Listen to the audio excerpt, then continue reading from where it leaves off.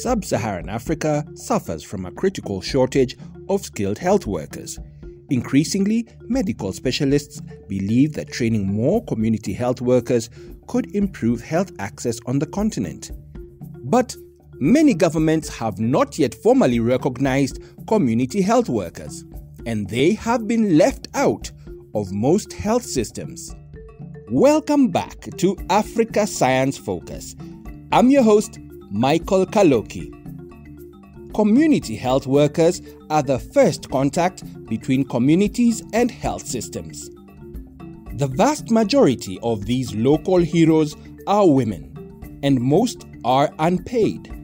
But their work is invaluable. Every day, they save lives by recognizing illnesses and arranging care for pregnant women. Community health workers live in the villages and towns that they support. They have basic medical training, and by sharing their knowledge, they can empower their communities to take control of their own health and well-being.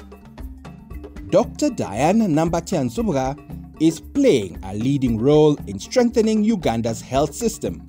Her organization, the non-profit Living Goods, trains and supports community health workers, while Dr. Nsubra works with governments to ensure that these vital health workers are recognized. Our reporter, Halima Athumani, finds out more. I advise governments on how they can continue not only investing, but how they can roll out community health worker programs. 80% of community health workers on the continent are women, and so my role involves really engaging the governments in making sure that the community health worker programs are done in such a way that community health workers are digitally empowered to do their work, they are equipped, they are supervised, and they are compensated for the work that they do. With all of your engagement with these governments, are they doing what you are advising them to do? Are they supporting the communities? Great question. Community health worker programs have been in existence for a very long time.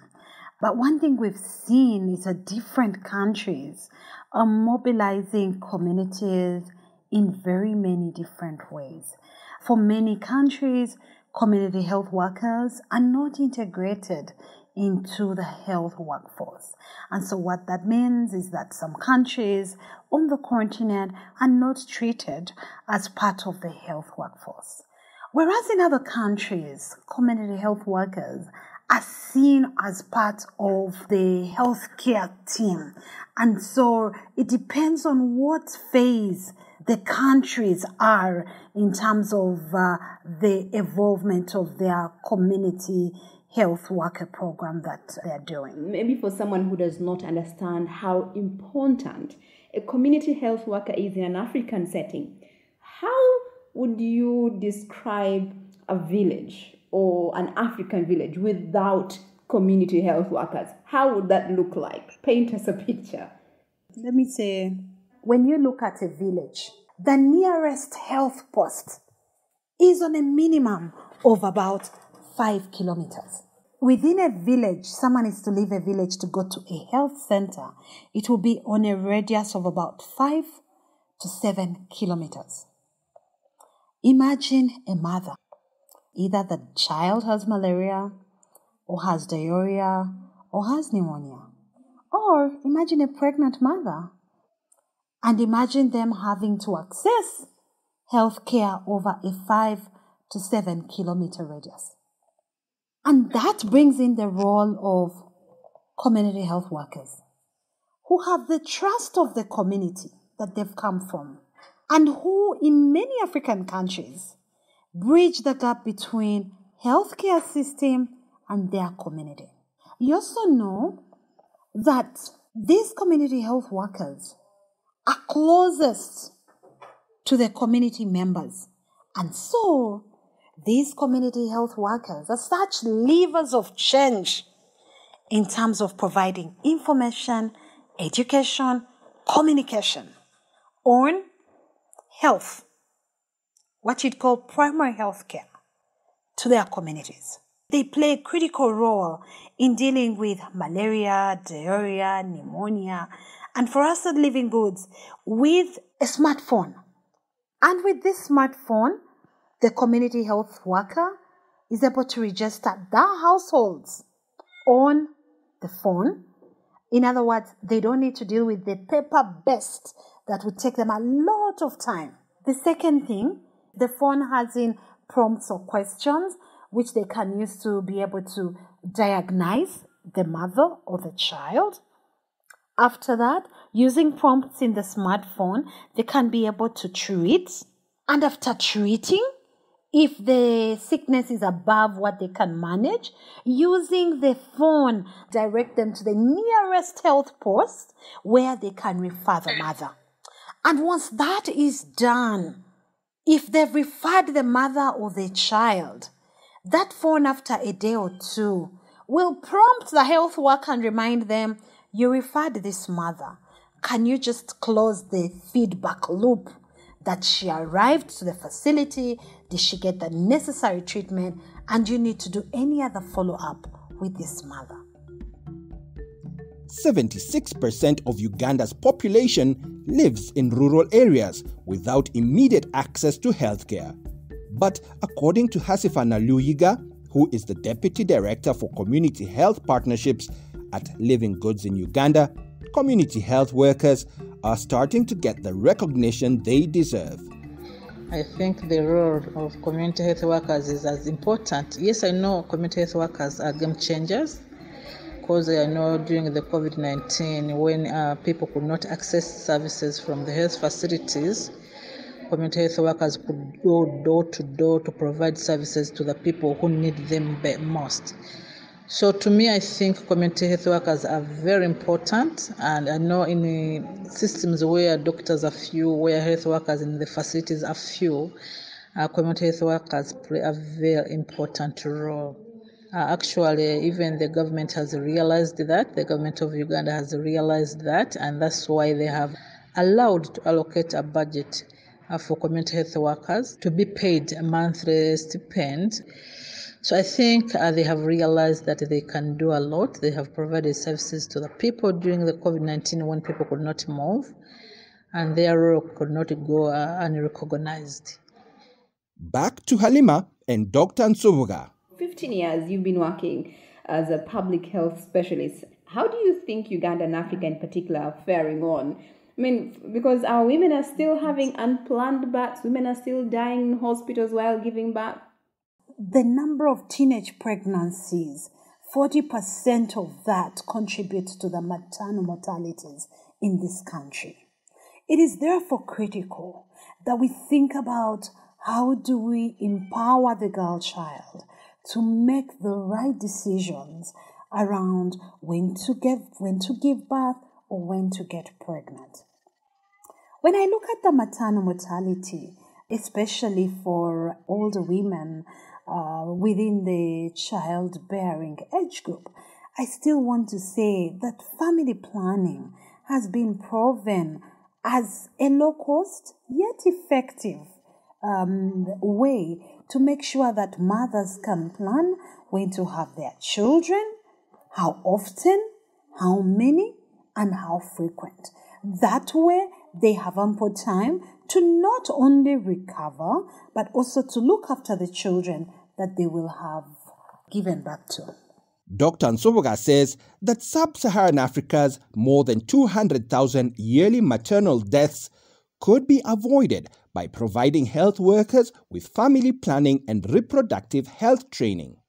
She spoke more about this when she was recognized as an outstanding charitable community leader under 40 and awarded the American Express Engine Leadership Award in 2016.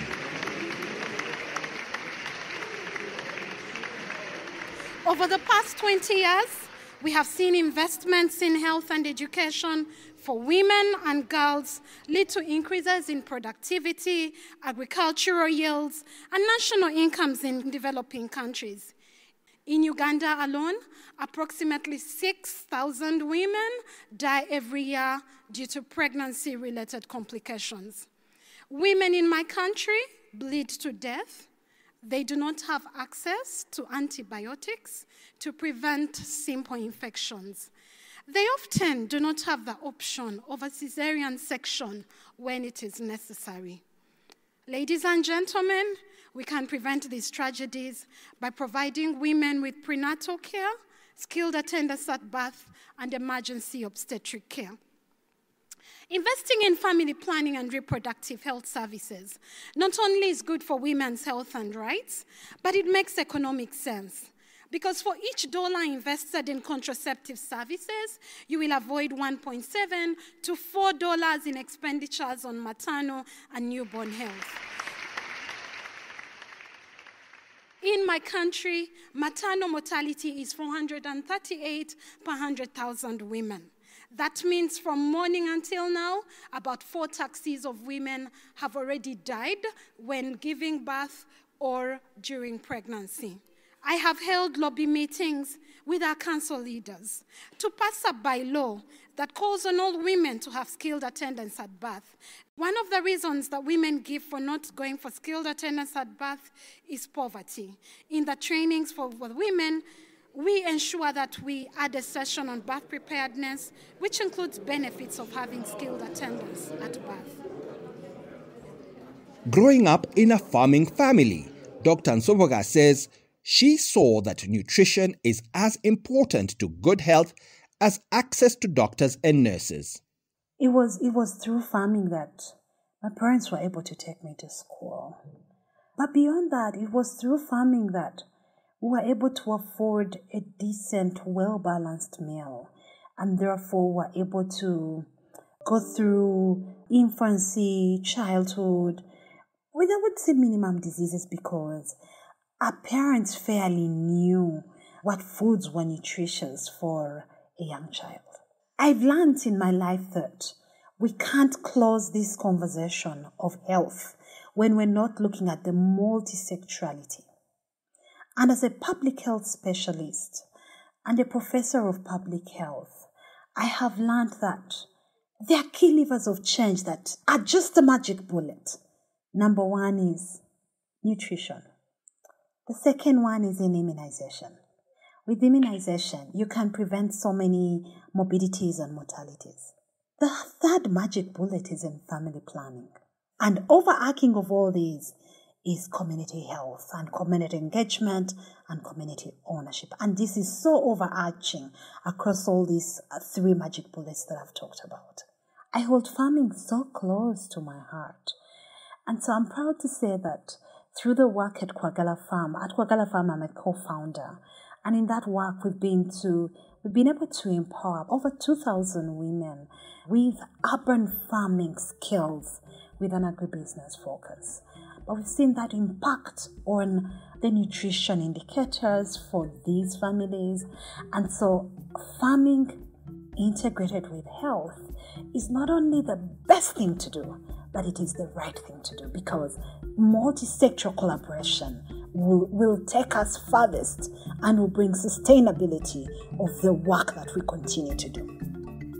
You can find out more about Dr. Nsoboga's career and her urban farming project by visiting www.sidev.net. That's www.sidev.net. You can catch up on all Africa Science Focus episodes on your favorite podcast app.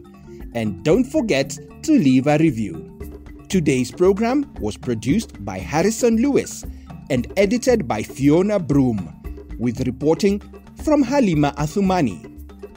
Africa Science Focus is produced by SciDevNet and distributed in association with your local radio station. I'm Michael Kaloki. See you again next week.